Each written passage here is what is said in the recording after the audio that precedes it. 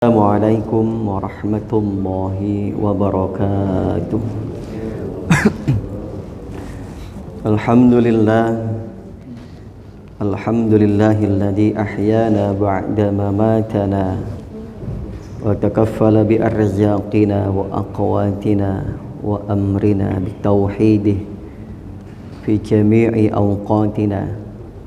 Asyhadu an la ilaha illallah wahdahu la syarika lah, ilahun ya'lamu ma nahnu alaihi min asrarina wa niyatina.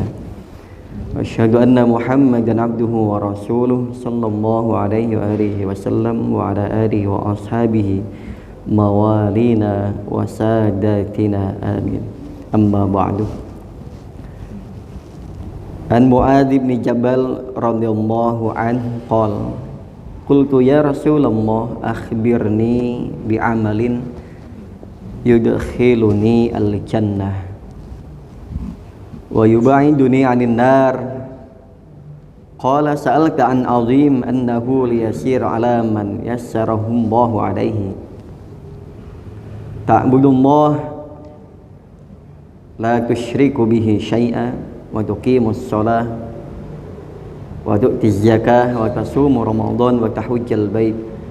Thumma qala ala adulluka ala abwabil khair as-sawmu junnah was sadaqah tudfi'ul khati'ah kama yudfi'ul ma'an nar wa salatul rajul min jawfil laili thumma tala tatajafa junubuhum 'anil madaji'i hatta balagha ya'malun. Sadaqallahul azim wa sadaqa rasuluhun nabiyul habibul karim wa ala dzalika minasyahidin wasyyakirin walhamdulillahi rabbil alamin. Masyarul muslimin jamaah salat subuh rahimakumullah. Puji serta syukur kita haturkan, kita panjatkan kehadirat Allah Subhanahu wa taala. Segala nikmat rahmat dan karunia-Nya, alhamdulillah pagi hari ini Allah kembali izinkan kita semuanya untuk bersyukur, bersimpuh, bersujud di hadapan Allah Subhanahu wa taala, menyempurnakan ibadah kita dari mulai qiyamul lail, salat fajar, salat subuh berjamaah, dan kita lanjutkan dengan kultum sampai dengan waktu syuruk tiba, yang pahalanya kita tahu pahala salat subuh berjamaah sendiri adalah khairum minad dunya wa ma fiha, dan dilanjutkan dengan iktikaf sampai syuruk, yaitu seperti pahala haji dan umrah. Salawat salam semoga senantiasa terlimpah curahkan keharibaan baginda Nabi besar Muhammad sallallahu alaihi wasallam. Allahumma shalli wa sallim wa barik alaihi. Laulal Muhammad ma khalaqtuka ya Adam. Andaikan tidak karena atau bukan karena Muhammad, ma khalaqtuka, tidak aku ciptakan engkau wahai Adam. Ini ketika Nabi Adam taubat kepada Allah Subhanahu wa taala, belum diterima taubatnya, lantas menyebut nama Nabi Muhammad. Keistimewaan menyebut nama Nabi Muhammad adalah bisa menyebabkan atau mendatangkan ampunan dari Allah Subhanahu wa taala. Oleh karena itu, banyak-banyaklah bersalawat kepada Nabi Muhammad sallallahu alaihi wasallam. Istighfarnya jangan ketinggalan, salawatnya jangan sampai kelewatan. Al-majlisul tansi wal ishrun fil hadis tansi wal ishrin. Majlis yang ke-9 wal ishrun 29, hadis ke-29. Ya, oleh dengan muqaddimah. An Mu'adz bin Jabal radhiyallahu anhu qala, dari sahabat Mu'adz bin Jabal radhiyallahu anhu, dia berkata, qultu ya Rasulullah, aku berkata ya Rasulullah, wahai Rasulullah, akhbirni bi amalin yudkhiluni al-jannah wa yub'iduni 'anil nar.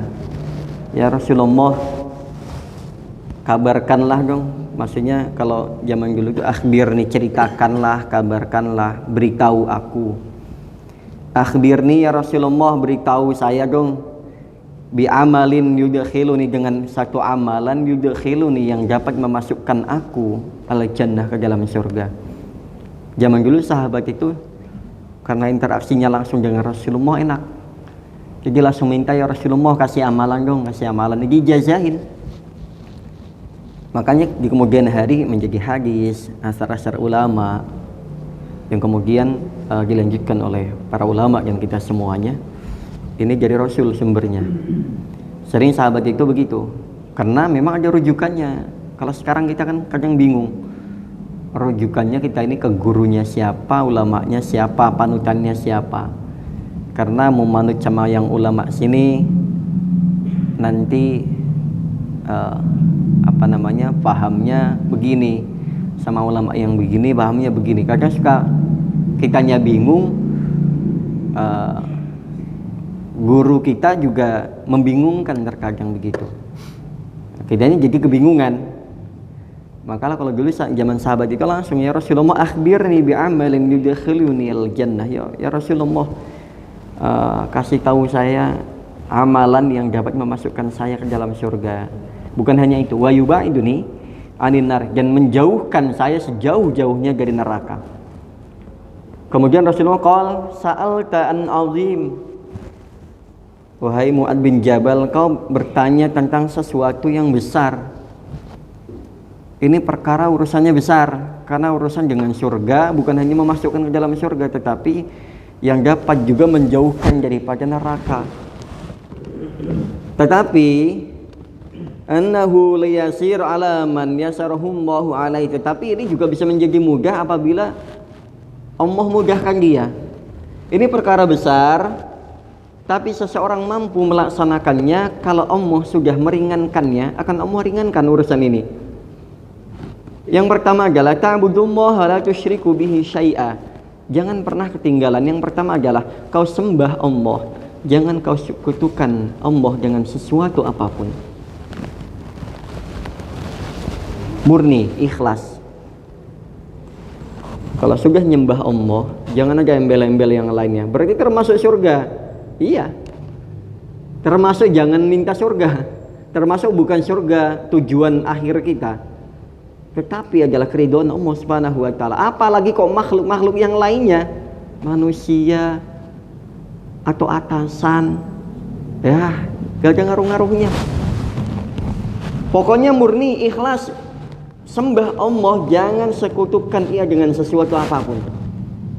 Ya kalau sudah niatnya mantap ibadah, ya, jangan kotori dengan yang lainnya, jangan rusak ibadah kita dengan sesuatu yang merusak kemurnian ibadah kita. Mau ke masjid, mau jalanin apapun, niatnya ibadah, termasuk kerja, jangan ada riak-riaknya, jangan ada sum'ahnya, jangan ada ujubnya, jangan ada takaburnya. Semuanya dilakukan semata-mata karena Allah Subhanahu wa taala, apapun yang kita kerjakan. Meskipun amalan itu berupa amalan dunia. Sering saya sampaikan bahwasanya kamin amalin yutasawwar bi syurati amalil akhirah thumma yasiru min amalid dunya. Banyak sekali amalan-amalan yang sepintas adalah amalan akhirat, kita menyembah Allah sepertinya, tetapi dia menjadi amalan dunia karena bisu'in niyah, karena jeleknya niat. Pun sebaliknya, wa kam min amalin yutasawwar bi syurati amalid dunya thumma yasiru min amalil akhirah bi husnin niyat. Dan banyak sekali amalan-amalan yang sifatnya duniawi, kemudian dia berubah menjadi amalan ukhrawi karena dia bagusnya niat yang bagus, tulus, ikhlas lillahi ta'ala, jadi amalan akhirat.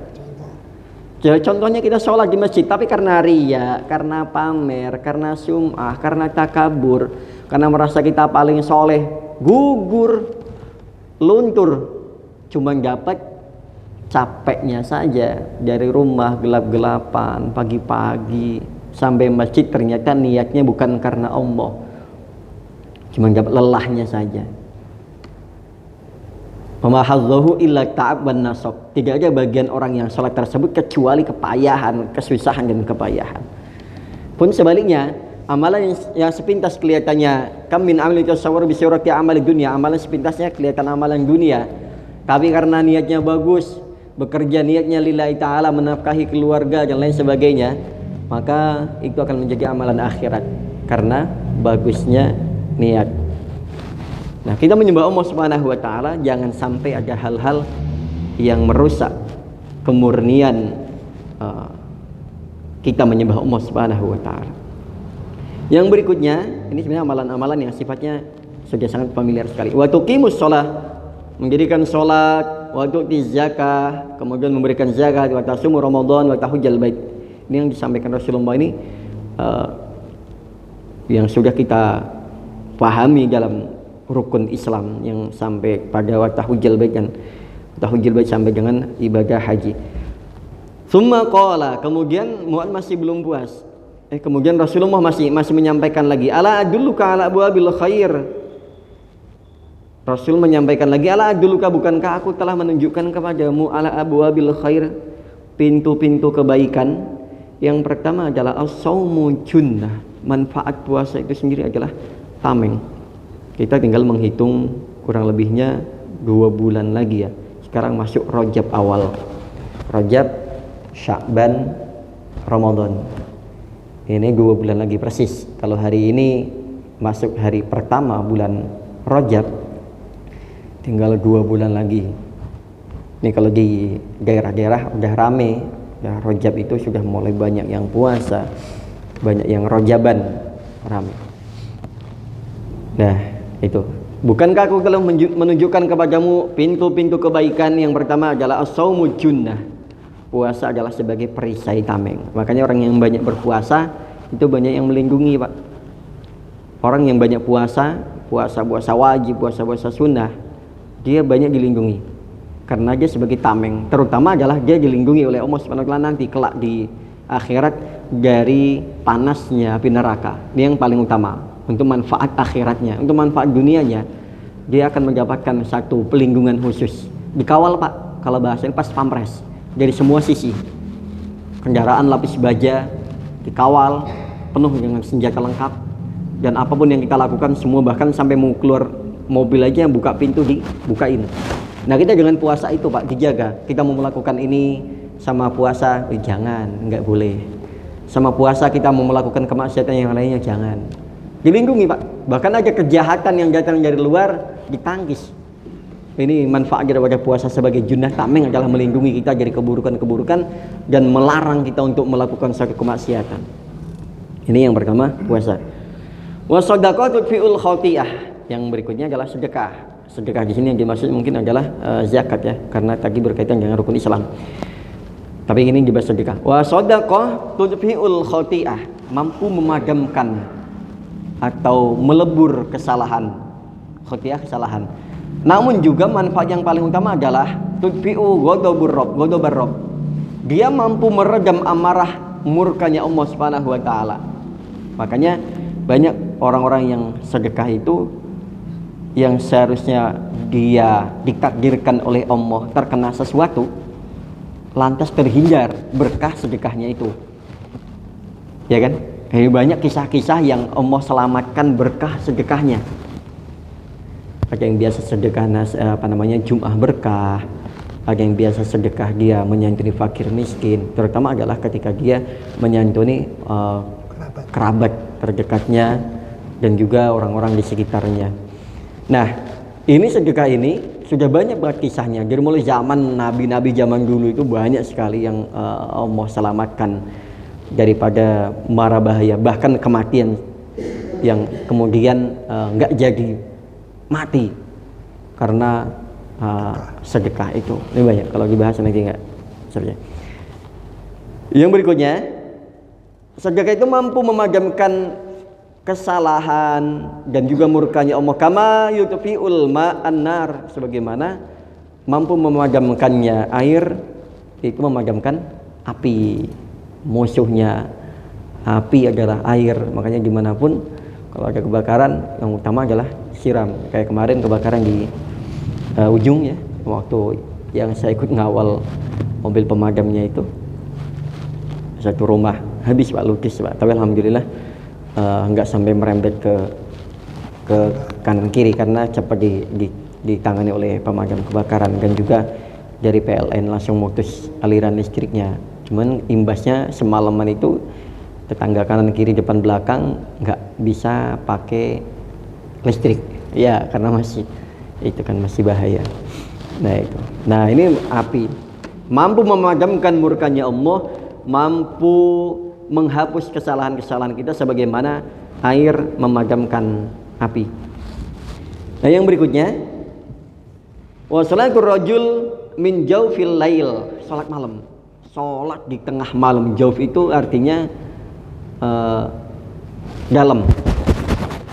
Salat di pedalaman malam, salat di tengah malam. Ini derajatnya satu tingkat di bawah sholat fardu, sholat sunnah yang muakkad, yang sangat dianjurkan oleh Allah, dianjurkan oleh Rasul. Ini adalah sholat malam. Upayakan semaksimal mungkin minimal itu biasanya kalau tengah malam itu masuknya jam 2 sampai jam setengah 4 jam, ya segitulah kurang lebihnya. Nah, itu manfaatkan waktu istimewa kita, disiapkan oleh Allah waktu-waktu istimewa. Makanya Rasul juga membaca ayatnya, kata jafa junubuhum 'anil madaji, yaitu orang yang menyandarkan lambungnya ke tempat tidur sebentar aja, kemudian nanti terbangun lagi untuk sholat.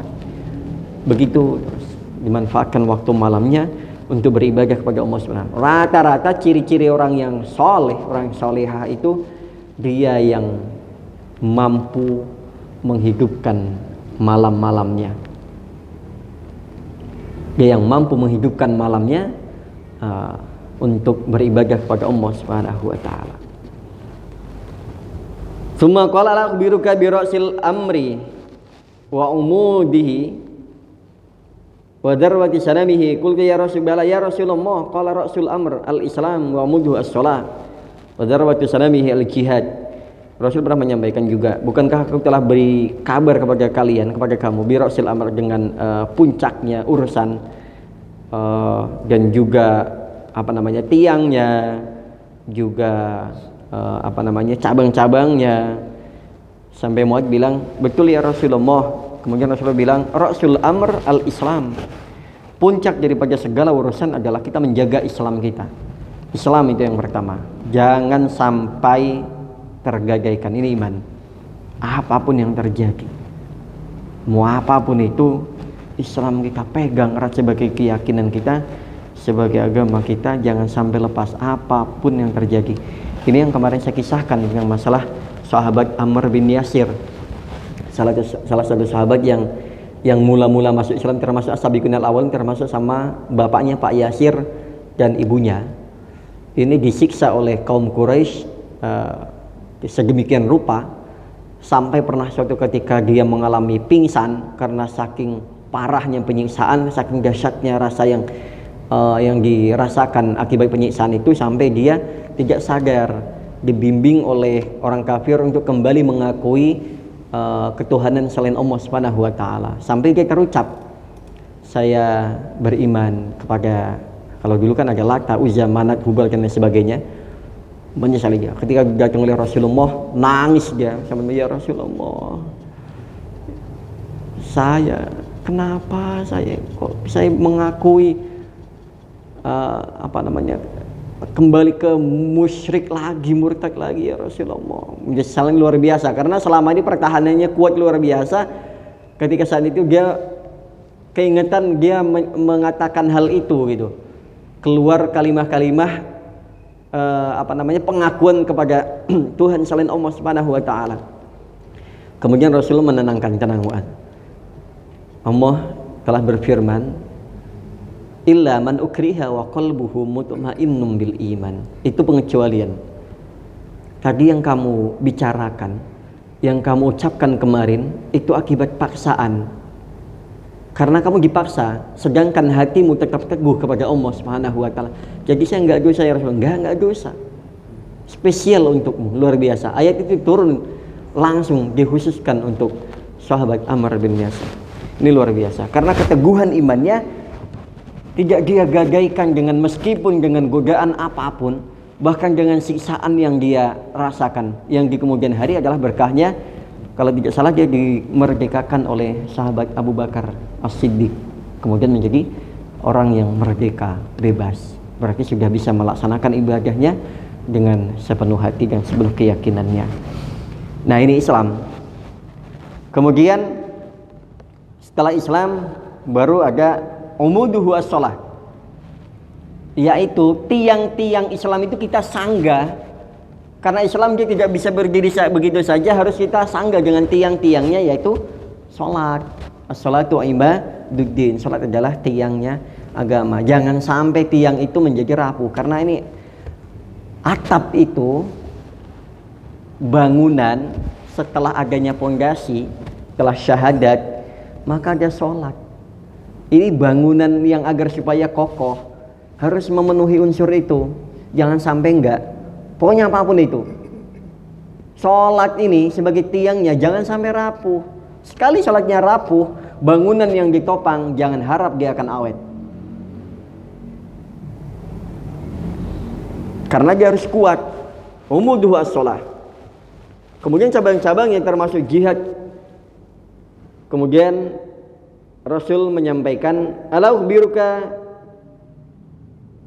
bimalakin dzalika kullu?" Qultu bala ya Rasulullah, fa'udha bilisanihi. Kemudian setelah itu apa ya Rasulullah?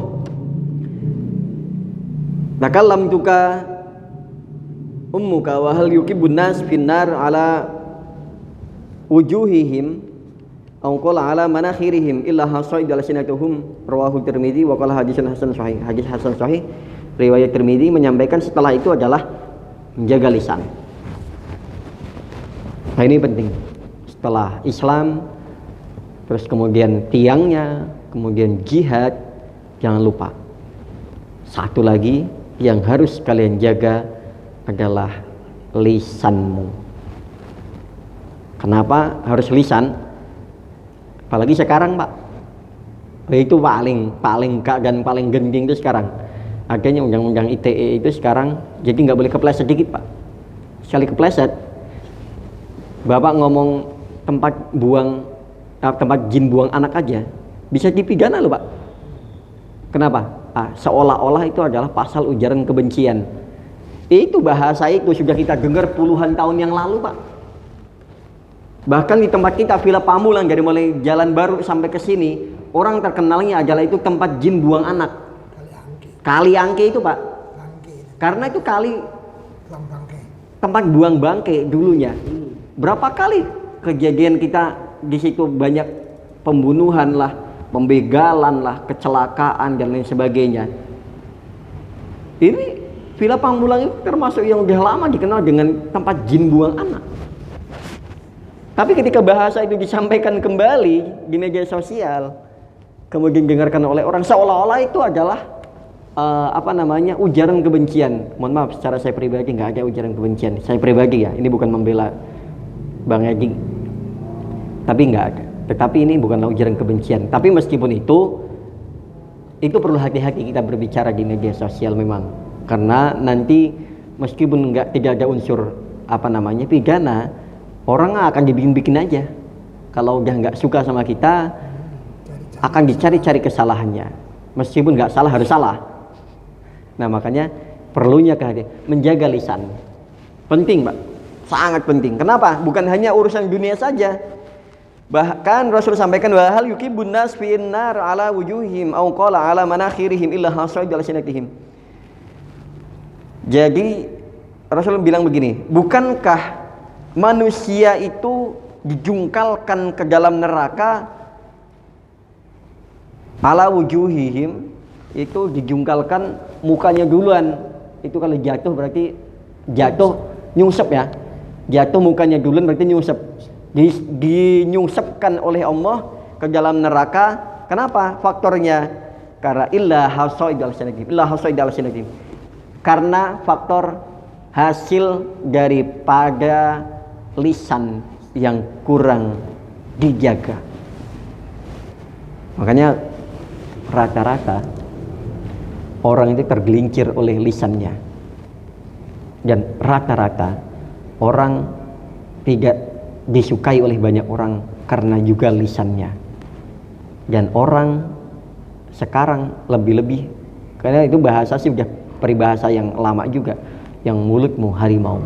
Ini yang kapan sewaktu-waktu kita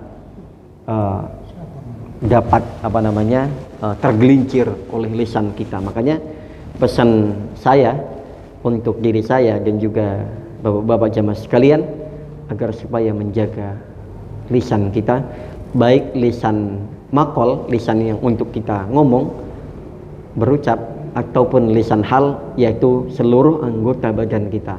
Karena sekarang hati-hati, kayak kemarin kejadian lagi akibat lisan yang provokatif, bilang maling-maling. Ingat nggak bapak kasus kemarin aki-aki bapak-bapak umur 89 tahun ya, meninggal, mobilnya dihancurin, diteriakin maling. Itu pak, gara-gara lisan yang provokatif, memicu orang-orang untuk berbuat anarkis. Bapak-bapak 89 tahun kalau nggak salah, ngenjarain mobil, diteriakin maling, katanya nyenggol dia, teriakin maling. Habis pak, digebukin pak, mobilnya hancur, bapaknya meninggal di tempat pak, di masa. Kenapa? Lisan mampu menghilangkan nyawa orang, dan nyawa kita bisa dihilangkan karena lisan kita juga. Ini bahayanya di situ. Baik lisan makol, lisan yang untuk berucap, mulut kita, ataupun lisan hal, lisan yaitu anggota badan kita, panca indera kita, harus benar-benar kita jaga. Itu baru dunia. Di akhirat nanti akan Allah nyungsepkan ke dalam neraka karena kita tidak mampu menjaga lisan kita. Banyak menyakiti orang, susah memaafkan, banyak suudon, susah menerima kebaikan orang lain, dan seringkali iri, dengki dengan apa yang diterima, yang miliki oleh orang lain, sehingga kita sendiri merasa amalan kita lebur karena akibat daripada ketidakmampuan kita menjaga lisan kita. Demikian Bapak sekalian, kurang lebih mohon maaf untuk pagi hari ini adalah bagaimana hadis Rasul yang di atas yang diriwayatkan oleh Mu'adz bin Jabal. Kemudian hadis yang berikutnya, hadis Hasan Sahih riwayat Imam Tirmidzi tentang masalah kebaikan-kebaikan dan juga perkara-perkara yang mampu memasukkan kita ke dalam surga dan mampu menjauhkan kita daripada nerakanya Allah Subhanahu wa taala. Istighfar kepada Allah, saya beristighfar kepada jamaah, mohon maaf. Kita tutup dengan doa kifarah majlis. Subhanakallahumma rabbana wa bihamdika asyhadu an la ilaha illa anta astaghfiruka wa atubu ilaik. Akhirul kalam. Assalamualaikum warahmatullahi wabarakatuh.